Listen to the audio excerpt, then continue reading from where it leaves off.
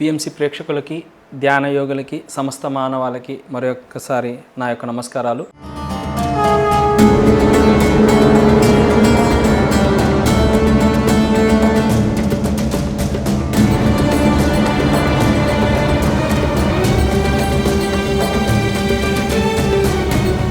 మనం గత ఎపిసోడ్ నుంచి భగవద్గీత యొక్క సారాంశాన్ని సమగ్రంగా మనం బ్రహ్మర్షి దేవరపల్లి గోపాల్ రెడ్డి గారి ద్వారా అందుకుంటున్నాం. మరి ఈరోజు విశేషంగా మరి ఎంతో జ్ఞానామృతాన్ని పొందుదాం. సార్, మరొకసారి మీకు నా యొక్క నమస్కారాలు. మీ యొక్క కృపచేత గత 3 ఎపిసోడ్లు 4 ఎపిసోడ్ల నుంచి చక్కటి జ్ఞానామృతాన్ని తీసుకున్నాం. ఈరోజు మరిన్ని క్వశ్చన్లతో నేను మీ ముందుకు వచ్చాను. గీతా సారాంశం ద్వారా మీ యొక్క సమాధానం అందుతుందని నేను ఆశిస్తున్నాను. సో సార్, మనిషి ఇప్పుడు ప్రస్తుత ప్రపంచంలో ఎంతో ఒడిదుడుకులకి గురవుతున్నాడు. ఏదో పరిగెడుతున్నాడు, ఏదో సంపాదించాలని ఆరాటపడిపోతున్నాడు. అసలు శాంతి లేదు, తర్వాత ఆరోగ్యం లేదు, పోటీతత్వంతో పరిగెడుతూనే ఉన్నాడు, చాలా ఇబ్బంది పడుతున్నాడు. కానీ చివరికి ఏమీ పొందలేకుండానే అలా మళ్ళీ జీవితం చాలించుకుంటున్నాడు. తర్వాత చివరికి తెలుసుకునేసరికి ఏమీ లేకుండా పోతుంది. సో ఇందులో మనకు భగవద్గీతలో భగవానుడు మనిషి యొక్క ఆ జీవితాన్ని ఎలా జీవించాలి, ఆ జ్ఞానయోగాన్ని మాకు ప్రసాదించాలని మరొకసారి మీ ముఖతహా అందాలని నేను కోరుకుంటున్నాను సార్. మనం నిన్న ఎపిసోడ్లో మాట్లాడినట్టుగానే ఫస్ట్ శరీర భావన, నేను శరీరం అనుకోని కానీ ప్రపంచం వాస్తవం అని విశ్వసించినంత వరకు ఈ ఒడిదుడుకులు ఉంటాయి, ఈ మానసిక ఆందోళనలు ఉంటాయి, భయాలు ఉంటాయి, బాధలు ఉంటాయి. మన స్వరూపాన్ని మనం గుర్తిస్తే, వాస్తవాన్ని వాస్తవంగా చూడగలిగితే దుఃఖమే లేదు మానవుడు. అసలు మానవుడు సమస్త 84 లక్షల జీవరాశుల్లో మానవుడు అంత ఒత్తిడికి గురయ్యే జీవి ఏదీ లేదు. పశుపత్యాదులు కానీ ఏవి కానీ. కాకపోతే అవి సమస్య వచ్చినప్పుడు బాధ కలగచ్చు, దానిలో కూడాను భయం కూడా కలగచ్చు. కానీ తర్వాత వేదన చెందడం అనేది మానవుడికి మాత్రమే వేదన ఎక్కువ గురయ్యేవాడు. ఎందుకంటే తరిచి చూసుకోవాలి. అవును. ఇప్పుడు మనిషికి దానికి డిఫరెంట్ ఏమంటుంది అంటే, ఇప్పుడు పశువు పోతా ఉంటుంది అనుకో, రాయి అడ్డం వచ్చింది, రాయి అడ్డం వస్తే అది కూడా పక్కకి వెళ్ళిపోతుంది, రాయి ఏమి ఎక్కదు, రాయి ఎక్కదు, అడ్డం. అది దానికి మనసు ఉంది కాబట్టి ఖచ్చితంగా పోతుంది. అయితే ముందుకు వెళ్ళినాక ఈ రాయి ఎందుకు పడింది, ఇది ఎవరేసినారు, ఇది ఎట్లొచ్చింది అని ఆలోచించగలిగే శక్తి దానికి లేదు. అందుకే ఒత్తిడి లేదు దానికి. మనకేమేసి భగవంతుడు 84 లక్షల జీవరాశుల్లో స్వేచ్ఛ ఇచ్చినాడు, తర్వాత బుద్ధిని ఇచ్చినాడు. బుద్ధిని ఇచ్చిన దాన్ని సరిగ్గా వినియోగించుకోకపోవడం వల్లనే దుఃఖానికి గురవుతున్నాడు. అస్సలు దుఃఖమే లేకుండే స్థాయి ఉండేది మానవునికి, పూర్తి ఆనంద స్థితిలో ఉండే స్థాయి. అటువంటి స్థాయిని మనము చేజార్చుకుంటున్నాం. వాస్తవాన్ని వాస్తవంగా చూడగలిగితే ఇక్కడ ఏ బాధ లేదు, ఏ భయము లేదు. ప్రపంచాన్ని ప్రపంచంగా చూస్తే మాత్రం ఏ బాధ లేదు. ప్రపంచాన్ని ప్రపంచంగా చూడలే మనం. ఆ ప్రపంచము మనముగా భావిస్తున్నాం, అదే మనం అనుకుంటున్నాం. అక్కడ జరుగుతాను తప్పు అంతే. ఎందుకంటే అందులో మన ఆలోచనలు ఎట్లా ఉన్నాయంటే, ఏది మనకు బాగుంటుందో, అనుకూలంగా ఉంటుందో అదే ఉండాలనుకుంటాం. ఏదైతే అనుకూలమైన పరిస్థితి ఉందో అనుకూలమైన పరిస్థితే ఉండాలనుకుంటాం. ప్రకృతి ఎప్పుడు అనుకూలమైన పరిస్థితే ఉండే అవకాశాలు లేవు. అనుకూలము ఉంటుంది, అనానుకూలం ఉంటుంది. ప్రకృతి లక్షణం అది, సహజ లక్షణం అది. అది నిరంతరము మార్పు చెందేటటువంటి సహజ ప్రక్రియ జరిగేది. దాన్ని మార్పు కలిగినటువంటి దాన్ని మార్పు లేకుండా చూడాలి అనుకుంటున్నాం కాబట్టి దుఃఖం ఉంది మానవులకు. మానవ దుఃఖానికి మూలం కారణం అది. ఎందుకంటే ఉన్నది ఉన్నట్టుగా చూస్తే ఏ బాధ లేదు, ఏదైనా కరెక్టే. ప్రపంచంలో మనకు ఎదురయ్యే ప్రతి పరిస్థితి కరెక్టే. వాస్తవంగా అర్థం చేసుకుంటే ప్రతిదీ సత్యమే. దాని లక్షణం దానికి ఉంది. ప్రకృతి లక్షణం ప్రకృతిది, ఆత్మ లక్షణం ఆత్మది.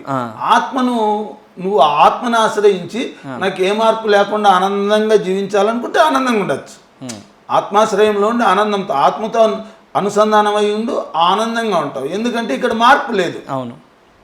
కాబట్టి నీకు నువ్వు ఏదైతే కోరుకుంటావో ఆనందమే ఉంటుంది. అవును. అక్కడ భౌతిక ప్రపంచంతో నువ్వు ఎప్పుడైతే అనుసంధానమై దానికి తదాత్మత చెందుతూ ఉండి నాకు ఒకటే రావాలనుకుండే లేదు. అక్కడ రెండు ద్వంద్వం ఉంది, రెండు ఉన్నాయి అక్కడ, వికారాలు ఉన్నాయి అక్కడ. ప్రతిదీ కూడా ప్రపంచంలో, ప్రపంచము అంటేనే పంచభూతాలతో కూడింది కాబట్టి అది పంచభూతాలతో కూడింది కాబట్టి దాన్ని ప్రపంచము అంటున్నాం. ప్రపంచం అనే పేరు ఎందుకు వచ్చిందంటే పంచభూతాలతో కూడిందని, 5 విషయాలతో కూడింది. ఇది శబ్ద, స్పర్శ, రూప, రస, గంధ, 5 విషయాలతో ఉంది. పంచ విషయాలతో కూడింది కాబట్టి దాన్ని ప్రపంచము అంటున్నాం. కాబట్టి అక్కడ ద్వంద్వం ఖచ్చితంగా ఉంది. ప్రకృతిలో ప్రతి క్షణము మార్పు ఉంది. ఆ మార్పును మార్పుగానే నువ్వు యాక్సెప్ట్ మనము స్వీకరించలేకపోతున్నాం, అంగీకరించకపోవడం వల్లే మనకు దుఃఖం ఉంది. ఇదేం జ్ఞానం అంటే ఏం కాదు, అర్థమైందంటే దానిగా అంగీకరిస్తే దాని లక్షణాన్ని దాన్ని చూడు, దాని లక్షణాన్ని, దానికి ఏ లక్షణం ఉందో గుర్తించి ఆ లక్షణము వాటి సహజత్వాన్ని అది వాస్తవం అని అనుకుంటే నీకు బాధ లేదు. మనమేమనుకుంటాము, మనకు అనుకూలంగా కావాలనుకుంటాం. అదే నేను చెప్తే కదా, ప్రకృతి ఈశ్వర సృష్టి. కాబట్టి అది దాంట్లో నువ్వు ఏమాత్రం నీకు అధికారం లేదు, ఏలు పెట్టేదానికి లేదు. స్వీకరించాల్సిందే. ఈశ్వర సృష్టిలో వికృతి నీ సృష్టి. నువ్వు ఎలా కావాలంటే అలా ఉండొచ్చు. నువ్వు తిడతావు అనుకో, నేను బాధపడాలా వద్దా అనేది నాకు సంబంధించి. ఎవరైనా నువ్వు తిట్టినావంటే నేను బాధపడాలా వద్దా అనుకుంటే నాకు సంబంధించి. బాధపడచ్చు, బాధపడకపోవచ్చు. అవును, నా వికృతి నా వశంలో ఉందనుకో, ఆటోమేటిక్గా నేను వద్దనుకుంటా. అందులోనూ గొప్పగా కూడా స్వీకరించవచ్చు. మనం ఎట్లా కావాలంటే అట్లా దీన్ని ఇమాజినేషన్ కూడా చేసుకోవచ్చు. ఏది కర్మ సిద్ధాంత ప్రకారం ఎదురొచ్చింది, నేను ఊరికే దానికి సాక్షిగా నిలబడ్డాననుకో, ఆ కర్మ మాయమైపోతుంది. తర్వాత ఇప్పుడు నువ్వు తిట్టినావు, నీ తిట్టేమైంది, నీ తిట్టు శబ్దమే, పొగడ్తా శబ్దమే. మెయిన్ శబ్దంతోనే, ఒకటే శబ్దంతోనే బాధపడుతున్నాము, సంతోషపడుతున్నాము. నన్ను పొగినావు అనుకో, ఆహా ఇహి అని సంతోషం కలుగుతుంది. తర్వాత నువ్వు తిట్టినావంటే బాధ కలుగుతుంది. అది శబ్దమే, ఇది శబ్దమే. ఏది నీ లోపల భావాన్ని బట్టి నువ్వు అది తిట్టు అని భావిస్తున్నావు కాబట్టి నీకు బాధ కలుగుతుంది. అవును, అది పొగడతా అని భావిస్తున్నావు కాబట్టి నీకు సంతోషం కలుగుతుంది. లోపల నువ్వు నీ భావాన్ని బట్టే మనకి కలుగుతాండే. భయం గాని, బాధ గాని, దుఃఖం గాని, ఇవన్నిటికీ కారణము నీ భావమే. అది గుర్తెరిగితే నీ భావాన్ని నీ చేతుల్లో ఉంచుకుంటే, నీ స్వాధీనంలో పెట్టుకుంటే, నువ్వు ఎలా కావాలంటే అలా. నువ్వు తిట్టినప్పుడు కూడా నేను సంతోషపడే లెవెల్ కూడా రావచ్చు. ఇది చాలా, ఎందుకంటే ఇది ఇక్కడుంది నీకు అధికారం, ఎట్లయినా మార్చుకోవచ్చు. అక్కడ అధికారం లేదు, ఎందుకంటే అది ఫిక్స్. ఇంతకు ముందు నువ్వు బాడీలోకి వచ్చేప్పుడే ప్రారంభంతో వచ్చింది. బాడీలోకి వచ్చేటప్పుడే నువ్వు కొన్ని కర్మల యొక్క సంస్కారాన్ని తెచ్చుకున్నావు. ఆ సంస్కారాలను అనుసరించి నీకు ఏది దాని వంతు వచ్చినప్పుడు అది ఎదురవుతుంది. కర్మ సంస్కారాన్ని బట్టి, పుణ్యపాప ఫలితాలను బట్టి, పుణ్య ఫలితం వచ్చినప్పుడు నీకు మంచి ఫలితాలు ఎదురవుతాయి. తర్వాత చెడు ఫలితాలు, నీ పాపము ఎంటర్ అయినప్పుడు చెడు ఫలితాలు కూడా నీకు ఎదురు వస్తాయి. అక్కడ నువ్వు ఇప్పుడు వద్దానికి లేదు, ఆల్రెడీ డిజైన్, దాన్ని మార్చలేవు. అయితే నీకు ఇక్కడ స్వేచ్ఛ ఉంది. ఏముంది, నీ వికృతి నువ్వు పెట్టుకుంటే నీకు ఇది అర్థమైతే మాత్రం దానికి నేను ఇన్స్పైర్ అవ్వాలా వద్దా? అవును సార్, క్రియ జరుగుతుంది, ప్రతిక్రియ నువ్వు చేయాలా వద్దా? ఈ ఒక్క విషయం సార్ అర్థమైతే, ఈ విషయం అర్థమైతే మానవాళిలో ఎక్కడ ఆత్మహత్యలు ఉండవు. ఆత్మహత్యలు దుఃఖం లేదు కూడా చెప్తాను, నీకు అర్థమయ్యేదని. చెప్పండి సార్. ఎందుకంటే చాలా మందికి ఇది పిఎంసి మాస్టర్లకు అవసరమే, ఇంకా అందులో మిగతా మానవాళి కూడా పోతుంది కాబట్టి చెప్తాను. మానవాళికి కూడా అవసరమే. బుద్ధ భగవానుడు సార్ జ్ఞానోదయమైన తర్వాత 40 సంవత్సరాల పాటు దేశాటన చేశాడు. తర్వాత దేశమంతా తిరిగాడు. తిరుగుతూ తన ప్రబోధాలు బోధిస్తూ వెళ్తున్నాడు. వెళ్తూ ఉన్నప్పుడు ఒక ఊర్లోకి వెళ్ళిన తర్వాత అక్కడ ఒక సభ పెట్టారు. అప్పటికే ఆయనకు 5,000 మంది దగ్గర శిష్యులు ఉండేవాళ్ళు, వేలాది మంది శిష్యులు. ప్రజలు నీరాజనం పట్టుతున్న పరిస్థితి అది ఆయనకు. సాక్షాత్ భగవానుడే అన్నట్టుగా వాళ్ళు చూస్తున్నారు ప్రజలు. అయినా ఎంత మంది అనుకూలంగా ఉన్నా వ్యతిరేకంగా కూడా కొద్దిమంది ఉంటారా? అవును, ఎక్కడైనా ఉంటుంది, ప్రతి చోట వస్తుంది కదా. అక్కడ ఆ ఊర్లోకి వెళ్ళి సభ పెట్టిన తర్వాత ఇద్దరు ఆ ఊర్లో వాళ్ళని కూడా కేర్ చేసే రకం కాదు వాళ్ళు, చాలా పొగురోళ్ళు, దేనికి భయపడే వాళ్ళు కాదు. వచ్చి అటకాయించారు బుద్ధుని. ఏం తిట్టుకోకుండా తిట్టారు. ఇంకా వచ్చి సభ మొదలు పెట్టలే, కూర్చున్నాడు. కూర్చుంటానే తిట్టడం మొదలైంది. శిష్యులు ఏమన్నా చేద్దామంటే బుద్ధుని పర్మిషన్ లేకుండా వాళ్ళు ఏం చేయరు. అన్ని వేల మంది ఉన్నా ఏం చేయరు. ఇట్లా బుద్ధుని వైపు చూస్తే మీరు ఊరికే ఉండు అన్నాడు, కామ్గా ఉండండి అంటున్నాడు. ఆనందుడు పక్కన కూర్చున్నాడు.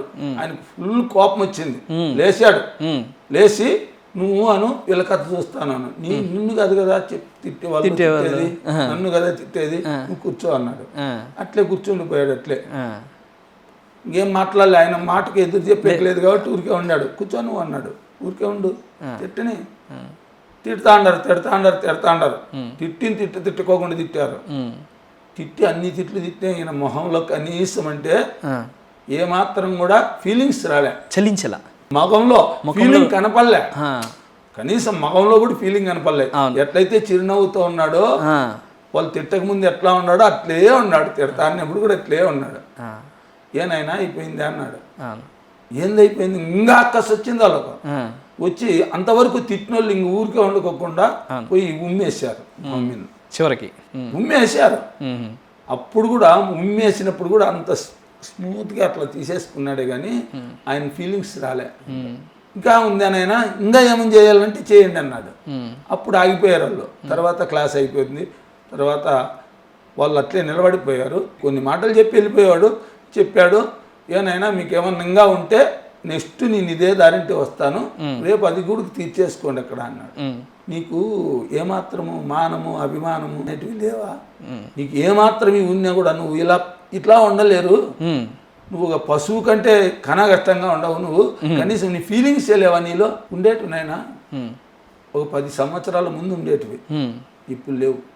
10 సంవత్సరాల ముందు అయితే ఖచ్చితంగా ఉండేటివి. ఇప్పుడు నేను దానికి అతీతంగా ఉన్నా. నాకు సంబంధమే రాదు అవి. కాబట్టి మీరు ఎంత కాల్చింటే అంత మీ కోరిక తీర్చుకోవచ్చు ఈరోజు. ఎందుకంటే అక్కడ టైం అయింది, క్లాస్కి టైం అయింది, వాళ్ళకి టైం చెప్పినాను, ఆ టయానికి వెళ్ళాలా. అక్కడికి వెళ్ళిన తర్వాత రేపు నెక్స్ట్ ఇదే దారింటి వస్తాను, వచ్చినప్పుడు రండి అన్నాడు. ఇంకా వాళ్ళు పోయారు. రాత్రి నిద్ర రాలే వాళ్ళకు. ఏమైనా పరిస్థితి ఎలా సాధ్యం ఇది? అందులోనూ ఏదో తక్కువ స్థాయిలో ఉండేవాడు ఏదో అయితే శక్తి లేక ఉన్నాడు అనుకోవచ్చు. ఆయనకు అన్ని వేల మంది శిష్యులు ఉన్నారు, అంత బలగం ఉంది.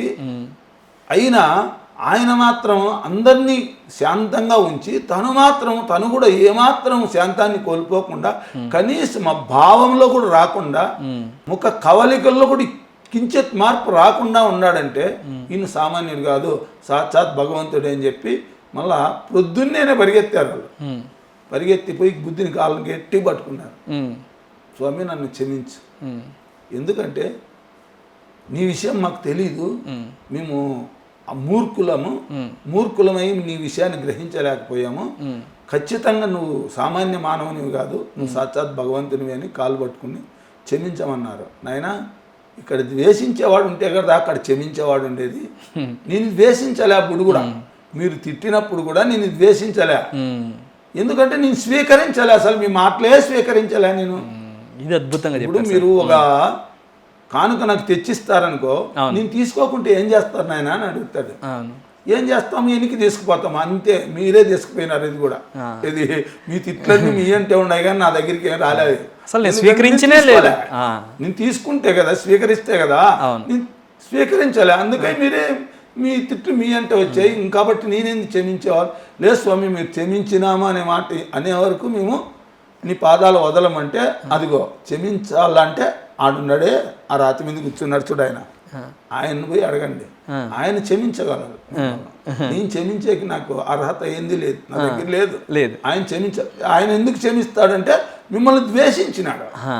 ద్వేషించేవాడు మాత్రమే క్షమించగలడు. అబ్బా వండర్ఫుల్ పాయింట్ సార్ ఇది. ద్వేషం ఉండేవాని దగ్గర క్షమ ఉంటుంది, ద్వేషమే లేని దగ్గర క్షమ ఎక్కడి నుంచి వస్తుంది? అయినా క్షమే లేదు అన్నాడు. అంటే మనం ఎవరినైనా క్షమించు అడుగుతున్నా వాళ్ళు ద్వేషించింటేనే క్షమించగలరు. ద్వేషమే లేని క్షమ ఎక్కడి నుంచి వస్తుంది? వండర్ఫుల్ సార్ ఇది. అర్థమైతే అంతే. ఎందుకంటే నేను ఎందుకు చెప్తానంటే, ఈ కథ ఎందుకు చెప్పానంటే, వికృతి ఆయన వశంలో ఉంది. ప్రకృతి ఎట్లయినా ఉంది, దానికి సంబంధం రాదు. వచ్చింది తిట్టారు భారీగా వచ్చింది మామూలుగా కాదు. ఆయన లెవెల్ కు ఆ మాటలు తిట్లు ఆ ఎంగిలి మూయడం అంటే ఇంకా ఆయనకు ఎంత అవమానం అంటే అంత అవమానమే, అందుకంటే ఇంకా భారీ ఏమి ఉండదు. అందులో ఆ లెవెల్ పీక్ లెవెల్ అది. అవును, దైవంగా కనపడతా అన్నాడు. అవును, ఎంతో పరివారం.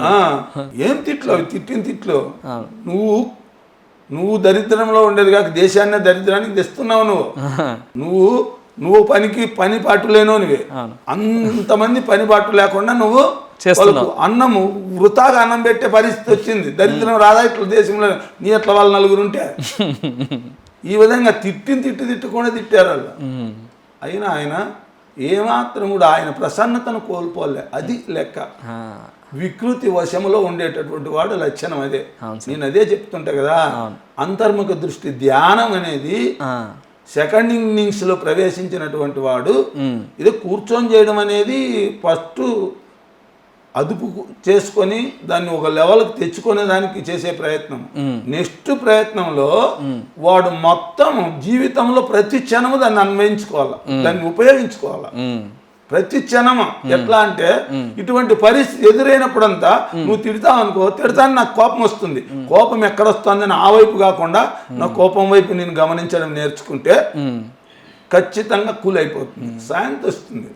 ఇక్కడ రెండు మార్గాలు ఉన్నాయి. జ్ఞాన మార్గం ద్వారా వస్తావా, ధ్యాన మార్గం ద్వారా వస్తావా? జ్ఞాన మార్గం ద్వారా ఎట్లా అంటే, జ్ఞాన మార్గం ద్వారా ఇది నాకు ఇంతకు ముందే నేను చేసిన కర్మ ఫలితము నా ఎదుటికి వచ్చింది అని భావించి ఈ ఫలితము నేను స్వీకరిస్తేనే ఈ ఫలితము నా పైన పనిచేస్తుంది. లేదంటే ఇది నేను ఊరికి కామైపోయాను అనుకుంటే అది కూడా మాయమైపోతుంది. మళ్ళా నేను ప్రతిక్రియ చేసినాను అనుకో, ద్వేషించినాను అనుకో, కొత్త వాసన మళ్ళీ వచ్చి చేరుతుంది, మళ్ళీ కొత్త కర్మ యాడ్ అవుతుంది.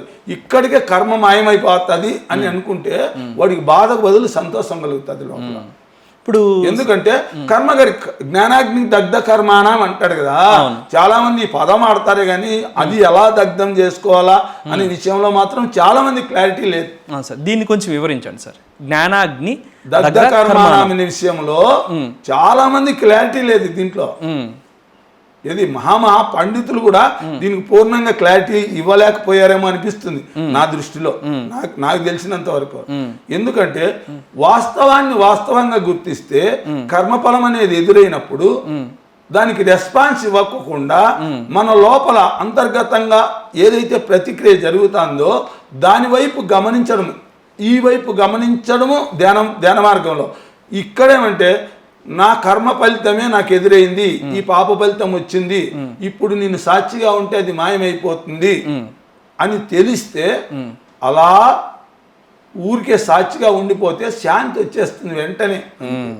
అబ్బా ఎందుకు ముందు చేసిన పాపం కూడా ఈ క్షణం పోయింది అని అక్కడ ప్లస్ అనిపిస్తుంది కానీ మైనస్ రాదు, భావం పుట్టదు. ఈ జ్ఞానం ధ్యానం అంటే కంప్లీట్గా నువ్వు తిడతానే వెంటనే నా లోపల బాధ కలుగుతుంది. అక్కడ గమనము, కేవల గమనం. ఏ పేర్లు పెట్టద్దు, ఏ తీర్పులు ఇవ్వద్దు. పేర్లు పెట్టడం కానీ ఇది ఇట్లుందని కానీ అది అట్లుందని కానీ ఏ పేర్లు పెట్టద్దు, ఏ తీర్పులు ఇవ్వద్దు. ఊరికే చూడు, కేవలం చూపు మాత్రమే కావాలి ధ్యానంలో. సాక్షి చూపు మాత్రమే, అలా గమనించు, ఊరికే గమనం పెట్టు, వెంటనే కూలైపోతుంది లోపల. ఒకవేళ కొన్ని దినాలు అలవాటు ప్రకారం కనపడకపోయినా మెల్లిమెల్లిగా నువ్వు ఆ సాధనలో ఉండవు అనుకో, ఆటోమేటిక్గానే నీకు అంతర్గత సాధన మొదలైపోతుంది. అంతర్ముఖ సాధన అంటారు దాన్ని.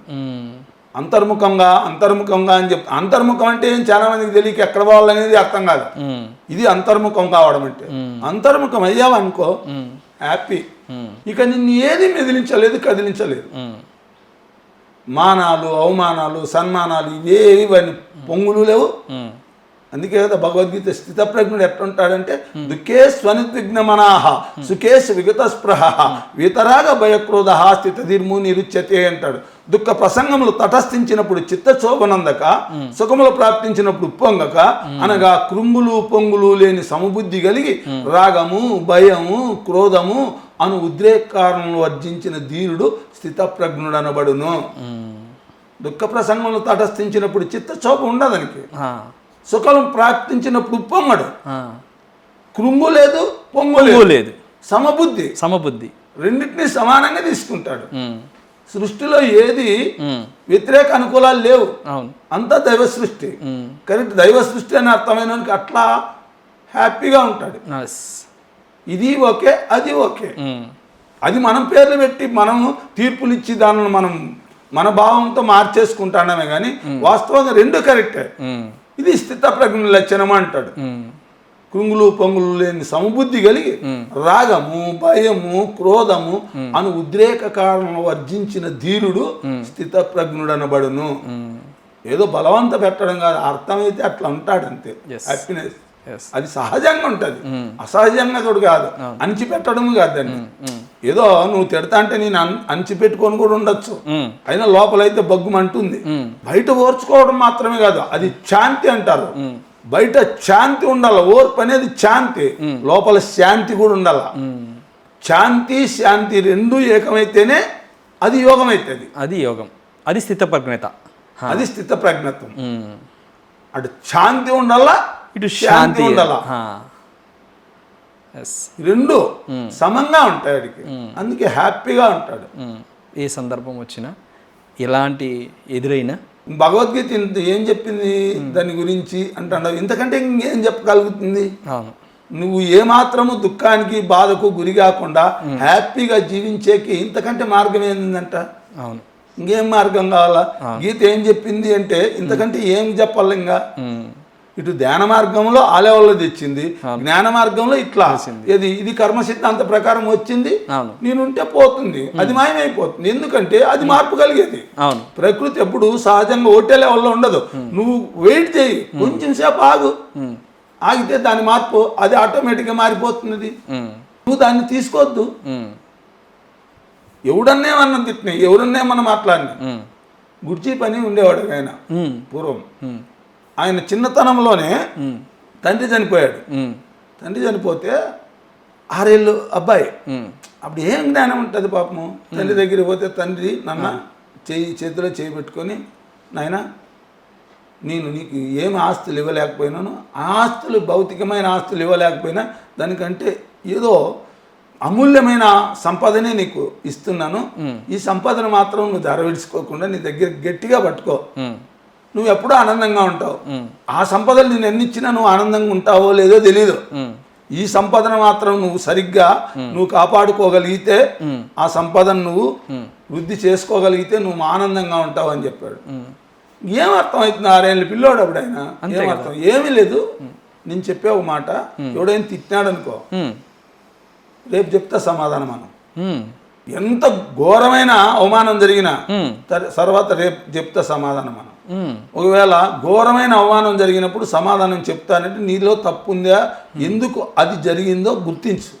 నీలో నువ్వు ప్రయాణం చేయి, నిన్ను నువ్వు గుర్తించు. నేను ఏం తప్పు చేసింటే ఇన్ని తిట్లు నాకు వస్తాండయ్యని. నేను ఏ తప్పు చేసినానంటే దాన్ని సవరించుకో, ఇంతకంటే మార్గమేమి లే. నేను తప్పు చేసినానంటే ఆ తప్పు ఇంకా తిరిగి చేయకూడదని దాన్ని సవరించుకో. లేదు తప్పు చేయలేదంటే మాత్రం కామైపోయి ఇంకా వాళ్ళ దగ్గర కూడా పోయి సమాధానం ఏం చెప్పొద్దు. నువ్వు ఒకవేళ తప్పు చేసింటే వాళ్ళకి క్షమాపణ చెప్పుకో, పోయి ఇటు సవరించుకో, నీ లోపల నువ్వు సవరించుకో, మళ్ళీ చేయకోకుండా చూసుకో.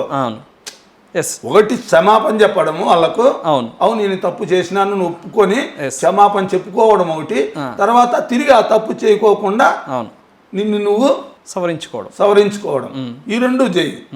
లేదు నువ్వు తప్పు చేయలేదనుకో ఇంక నువ్వేం పోవద్దు. వాళ్ళు తిట్టినారు వండుకొని లేని విడిచిపెట్టేసేది. నేను తప్పు చేయలేదు అని కూడా చెప్పొద్దు. తప్పు చేసింటే పోయి చెప్పుకో.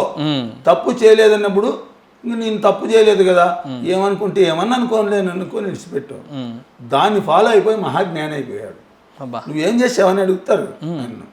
జీవితంలో నువ్వు మహాజ్ఞాని కావడానికి నువ్వు చేసిన సాధన ఏమంటే ఈ సాధన తప్ప ఏ సాధన చేయలేదు నేను అంటాడు ఆయన. అద్భుతం.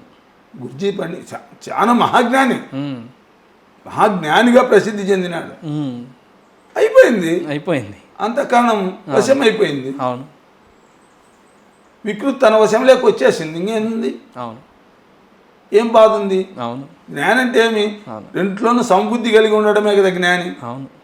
మీరు చెప్పిండే పాయింట్ ఇది మహా అద్భుతం సార్. ఎందుకంటే ప్రస్తుత సమాజంలో ఒక్క క్షణిక ఆవేశంలో ఎన్నో జీవితాలు కూలిపోతున్నాయి. ఇప్పుడు అట్ ఎ టైం మర్డర్స్ కానీ రేపు చెప్తాను సమాధానం అని ఒక రోజు నీకు టైం ఉంటుంది. అది 24 hours. రోజులో నీకు దాని పూర్తిగా వివరాలన్నీ నీకు అవగాహనకు వచ్చేస్తాయి. అవును. నేను తప్పు చేసినానా, తప్పు చేయలేదా? తప్పు చేయలేదంటే ఎవడేమనుకుంటా నాకేం లేనుకో. తప్పు చేసింటే క్షమాపణ చెప్పుకో. తర్వాత ఆ తప్పు లేకుండా చూసుకో. ఎంత ఈజీ ఆ సాధన అంటే అంత ఈజీ సాధనలే. అంత ఈజీగా జ్ఞానం అయిపోయాడు. ఇంకంత జ్ఞానం, అంతకంటే జ్ఞానం ఏమీ లేదు. ఈ ఒక్క జ్ఞానం కన్నా చాలా అర్థమైతే చాలా వరకు ఈ హత్యలు ఉండవు. ఎందుకంటే ఈ హత్యలు సమాజంలో ఏమి ఉండవు. ఆగే టైము అట్లా కొంచెం సేపు ఆగినామంటే అన్ని గంటలు ఏమో అవసరం లేదు. 24 గంటలు ఆయన కోరమన్నాడు. అన్ని గంటలు తీసుకోవాల్సిన అవసరం లేదు. ఒక 10 నిమిషాలైనా నువ్వు ఖచ్చితంగా నీ దాన్ని ఆపినావు అనుకో, నీ వికృతి ఆగింది అనుకో, ఆటోమేటిక్గా నీకు అవగాహన వస్తుంది. తప్పు చేసినాము, ఒప్పు చేసినాం. అట్లా కాదు, మనం వెంటనే క్రియకు ప్రతిక్రియ వెంటనే వస్తుంది. మన స్వాధీనం లేకుండా పోతుంది. ఇప్పుడు మనకు స్వాధీనమే లేదు. అవతల తిడతానే వచ్చేస్తుంది, పోతుంది, యాక్షన్లోకి వెళ్ళిపోతాను. అవును. అక్కడ నీకు చాలామంది కుటుంబాలలో కూడా ఈ సమన్వయం కోల్పోతున్నారు. ఇది ఎట్లా ఉంటుందంటే దీన్ని క్లారిటీగా చెప్పాలంటే అంతర్గతంగా కేంద్రంలో ఏ వైషమ్యాలు లేవు, ఏ వికారాలు లేవు, ఏ ద్వంద్వాలు లేవు. హ్యాపీ ఆత్మ, హ్యాపీ స్థితి, సహజ స్థితి. అది తర్వాత సహజ స్థితి. నువ్వు తిట్టినావనుకో అక్కడి నుంచినే ఎనర్జీ కావాల్సింది, దాని నుంచినే, దాని ఎనర్జీనే వాడుకుంటాం. ఇది మన సంతోషానికైనా వాడుకుండేది అదే, దాంతోనే. దుఃఖంకి వచ్చేది అదే. ఒకే శక్తి 2 భాగాలుగా పనిచేస్తుంది. ఇది నువ్వు ఎలా భావాన్ని జోడిస్తావో ఆ భావాన్ని బట్టి ఆ శక్తి పనిచేస్తుంది. ఉండేది మూలంలో ఉండేది ఒకటే. అనుభూతికి ముందే అస్తిత్వంలో ఉంటుంది. అస్తిత్వం ఒకటే లెవలే. తర్వాత అస్తిత్వంలో నుంచి అనుభూతి పుడుతుంది. అనుభూతికి నీ భావం చేర్చినప్పుడే తేడా వస్తుంది. అనుభూతి నుంచి ఆలోచనలు వస్తాయి, ఆలోచనల నుంచి చేష్టలు వస్తాయి. ఇది గుర్తుపెట్టుకో. ఇది ఇక్కడి నుంచి కింది నుంచి పైకి, పై నుంచి కిందికి నువ్వు ఆలోచిస్తే ఫస్ట్ చేష్ట కింద ఏమొస్తుంది? చేష్టకు ముందు వచ్చేది ఏంది? అనుభూతి, ఆలోచనకు ముందు వచ్చేది ఏది? అనుభూతి. అనుభూతికి ముందు ఉండేది ఏది? అస్తిత్వం. నీ అస్తిత్వంలో మూలంలో ఒకటే ఉంది. అక్కడి నుంచి ఆ అస్తిత్వం నుంచి అనుభూతి వస్తుంది, అనుభూతి నుంచి ఆలోచన వస్తుంది, ఆలోచన నుంచి చేష్ట వస్తుంది. ఇది నువ్వు ధ్యాన మార్గంలోకి వచ్చిన వాళ్ళు దీన్ని గుర్తించి నువ్వు అస్తిత్వంలోనే ఆపేసినావు అనుకో, నీకు వేరే అనుభూతి కూడా ఉండదు. అది చెడ్డ అనుభూతి లేదు, మంచి అనుభూతి లేదు, నువ్వు ఆనందంగానే ఉంటావు. ఇప్పుడు ద్వంద్వం లేదు, ఇంకా ద్వంద్వం లేదు. ఒకవేళ అనుభూతిలో ఆపేవాళ్ళు కొంతమంది ఉంటారు. ఇంకా కొంచెం ఎరుకుండేవాడు అనుభూతిలో తక్కువ ఉండేవాడు, పూర్ణంగా ఎరుకుండేవాడు అస్తిత్వంలోనే ఆపేసుకుంటాడు, దాన్ని లేనీడు పైకి. తర్వాత కొంతమంది ఇంకా కొంచెం తక్కువ ఉంటే అనుభూతిలో మాత్రం ఆపుతాడు, ఆలోచన వరకు రానిడు. మనకి ఆలోచన కూడా చెడ ఆలోచన రాదు. ద్వేషంకు రాగద్వేషాలకు సంబంధించిన ఆలోచనలు పుట్టవాడు. ఎందుకంటే అనుభూతులను కంట్రోల్ చేస్తాడు, అని పవర్ అది. ఇక ఇంకా కొంచెం తక్కువైపోయినాడు ఆలోచనలు ఆపేస్తాడు. ఆలోచనల కాడ ఇరుకు పుడుతుంది, వాడికి ఇరుకు పెడతాడు, ఆలోచనలు మాత్రమే ఆపుకుంటాడు. అందుకే చేష్టల్లోకి రానిడు. ఎంత ఉన్నా కొట్టాడు, తిట్టాడు. తర్వాత చేష్టల్లోకి వచ్చేవాళ్ళు కొంతమంది ఉన్నారు, చేష్టల్లో కూడా గుర్తించిన వాళ్ళు కొంతమంది ఉన్నారు. చేష్ట వచ్చిన తర్వాత కొన్ని సంవత్సరాలైనా నేను తప్పు చేసినానని ఆలోచన రాని వాళ్ళు ఉన్నారు. అంటే పూర్ణ ఎరుకలేనివాడు, పూర్ణ ఎరుకలేదు ఇంకా. ఇప్పుడు కొంతమంది మనం చూసింటాం, పెళ్ళాం మూడు కొట్లాడితే పెళ్ళామని కొట్టాడు కొందరు. చెమ్ములో పల్లెలు ఉంటే సిరిసిరి కొడతా అంటారు ఇది పైకి. మా ఊర్లో పిల్లోడు ఉండేవాడు, వాడు పెళ్ళాం మీద కోపం తెగిన చెమ్ములు పల్లెలు బయటకి ఇసిరేవాడు. మళ్ళా 1 గంట సేపు పోయినాక అవన్నీ నొక్కులు కొట్టుకుంటూ ఉండేవాడు. ఏంద్ర ఇది కర్మ అంటే, ఇంకేం చేస్తావు, ఆడ కొడితే మళ్ళా రేపు పొద్దున మళ్ళీ పగ ప్రతీకారాలు వస్తాయి. ఏదో చెమ్ములు పల్లెలు అయితే సొట్ల కొట్టుకోవచ్చు, వాడి ఆలోచన అట్లా.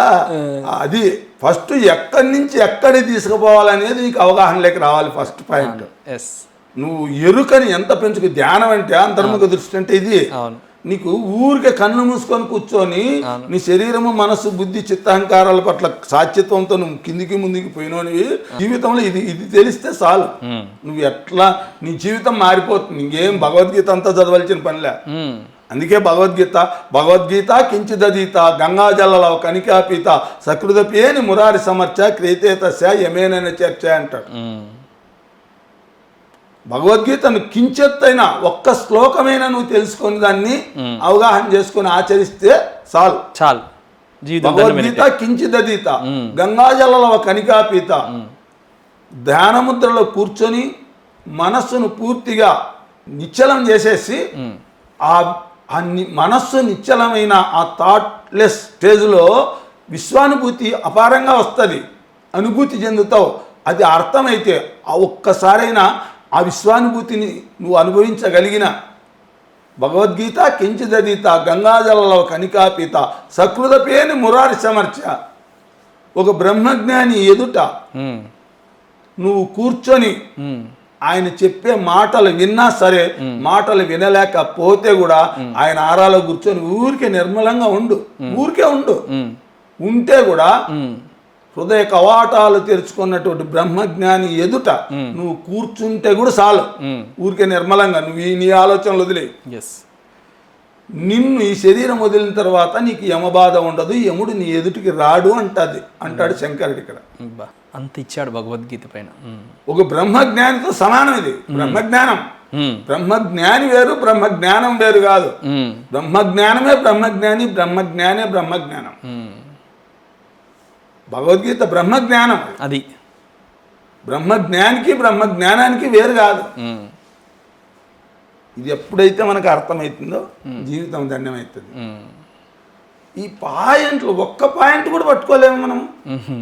పట్టుకుంటే కూడా అది ఎక్కడి నుంచి పుడుతుంది, అస్తిత్వంలో ఉందా, అనుభూతిలో ఉందా, ఆలోచనలో ఉందా, చేష్టల్లో ఉందా, తర్వాత చేష్టల తర్వాత మనం ఎరుకుందా, మనం యాడ ఎరుకలో ఉండగలుగుతాము. చేష్టల్లోనన్నా ఉండామా, చేష్టల్లో లేకపోతే ఆలోచనలోనన్నా ఉండామా, ఆలోచనలకు ఉంటే లోతుల్లో అనుభూతిలో ఉన్నామా, అస్తిత్వంలో ఉన్నామా. ఇది ఒక్కటి తెలుసుకుంటే చాలు.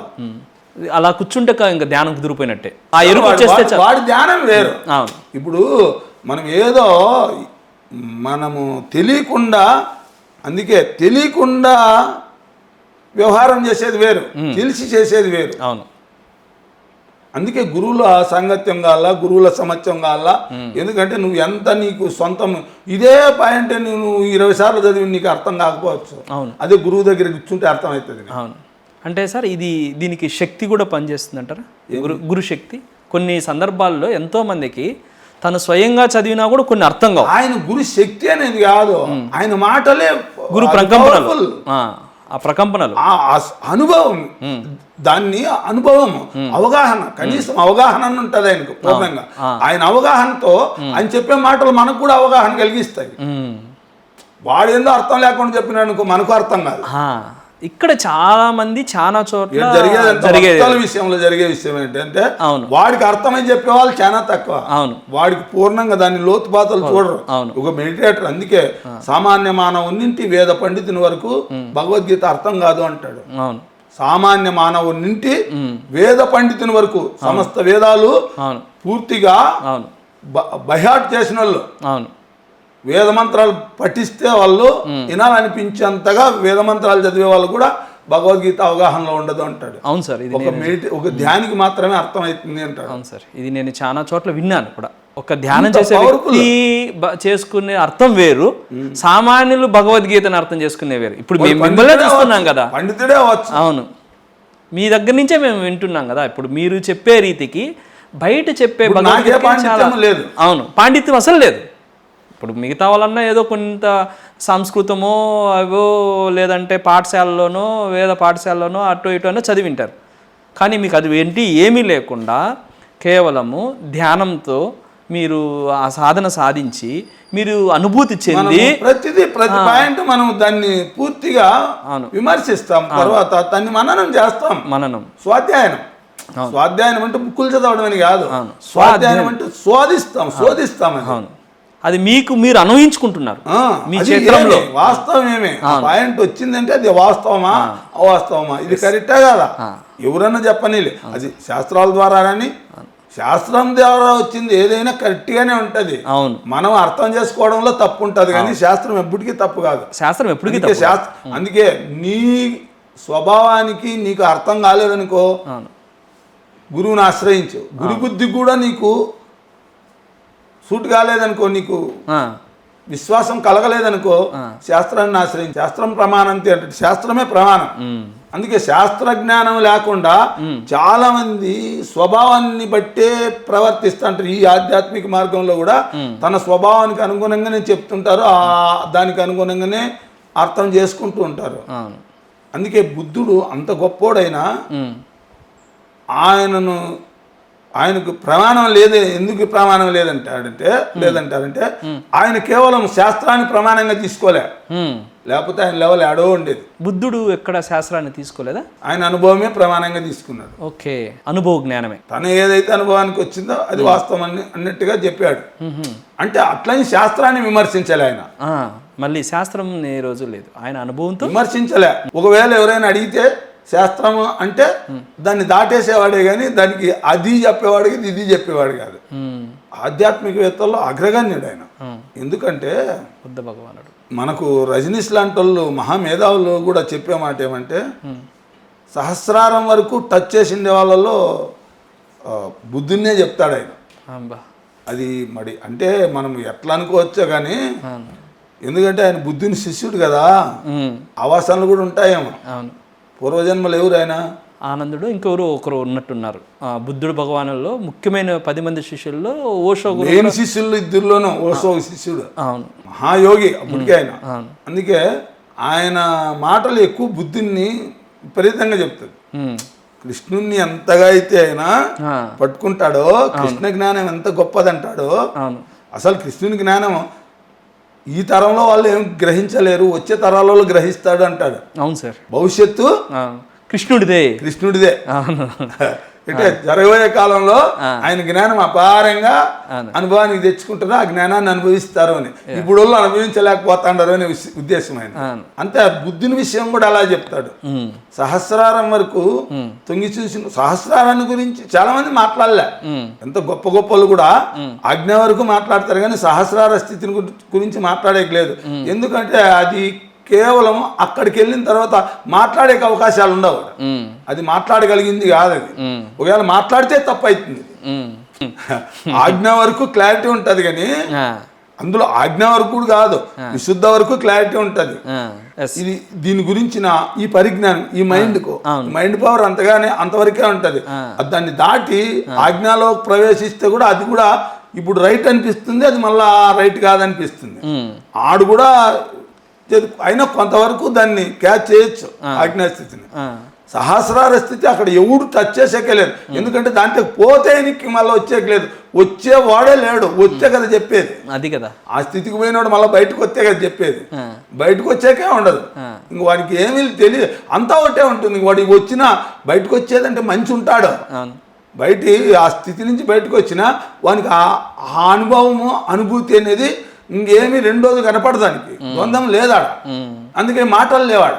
అదే ఇది కొంతవరకు మాట్లాడిందంటే బుద్ధుడేను అంటాడు రజనీష్ ఓషో గారు. ఓషో అది ఏదైనా కానీ కొంతవరకు చెప్తే ఆయన కూడా ఏం సింపుల్గా చెప్తాడు. ఏమంటాడు, ఏమవుతుంది సహస్రారం స్థితిని పొందినోడికి ఎట్లా ఉంటుంది పరిస్థితి అంటే, ఇప్పుడు దీపం ఉందనుకో ఆరిపోతే ఏమవుతుంది అంటాడు. ఇది చెప్తాడు ఉపమానం ఆయన. దీపం ఉంది, దీపం ఆరిపోయింది అంటే ఏమైంది, కలిసిపోయింది అంటే కనపడలే, అంతే కనపడతాడు. ఇంకంత నువ్వు లేవు, ఏది నీ వ్యక్తిత్వాలు లేవు, నీ వికారాలు లేవు, ఈ ద్వంద్వాలు లేవు, నువ్వు నేననేది లేదా, సర్వం ఒకటి అయిపోయింది, దాంట్లో కలిసిపోయింది. ఏమైతుంది? అప్పటి వరకు రూపం ఉండేది, రూపము లేదు, నామము లేదు, ఏది లేదు. ఇది ఎంతెంతగా మనము చూస్తూ పోతామో మనకు అర్థమవుతుంది. వాస్తవం అర్థం కావాలంటే దీన్ని అర్థం చేసుకుంటూ పోతే ఎరుకను పెంచడంలోనే మన సాధన అంతా. ఇప్పుడు మెడిటేషన్లో మన ధ్యానంలో వచ్చే గొప్ప స్థానం ఏమంటే, నీకు ఎన్ని ఎక్స్పీరియన్స్లు వచ్చినాయా, నువ్వు ఎన్ని పనులు చేసుకొని చూసినావా, ఇవన్నీ కాదు లెక్కాచారం. అవన్నీ మనోనేత్రమే. జ్ఞాననేత్రం అనేది ఎట్లా ఉంటుందంటే, నీ జీవితాన్ని నువ్వు అర్థం చేసుకోవడం, వాస్తవాన్ని వాస్తవంగా గుర్తించడం, వాస్తవాన్ని వాస్తవంగా చూస్తే అదే జ్ఞానం. అదే జ్ఞానం. నిన్న కూడా చాలా బాగా వాస్తవాన్ని వాస్తవాన్ని వాస్తవంగా చూస్తున్నాం. ఇప్పుడు అక్కడ దుఃఖం ఉంది. అవును. ఇంతకంటే ఏం చెప్తుందంట నేను అడుగుతా, భగవద్గీత నన్ను అడుగుతారు, నీకు భగవద్గీత ఏదన్నా దుఃఖం లేని పరిస్థితి, దుఃఖం లేకుండేదే చెప్తాను. అవును. మొత్తం ఎటు చెడ్డు ప్రతి శ్లోకంలోనూ అంతే ఉంటుంది. అంటే ఇక్కడ కొంచెం సూచనప్రాయంగా ముందు చెప్తాడు, 2వ అధ్యాయంలోనే మొత్తం టోటల్ చెప్పేశాడు జ్ఞానం అన్ని గురించి కూడా. 4 యోగాల గురించి కూడా 2వ అధ్యాయమే. ద్వితీయం అద్వితీయం అంటాడు. ఎందుకంటే ఆ 2వ అధ్యాయంలోనే అంత జ్ఞానము బోధించేశాడు. అటు సూత్రప్రాయంగా ఇచ్చాడు. మళ్ళా తర్వాత మిగిలిన 16 అధ్యాయాలు ఇది విషాద యోగంలో అర్జునుడి వాక్కులే ఉంటాయండి. దాంట్లో కృష్ణునికి సంబంధం రాదు.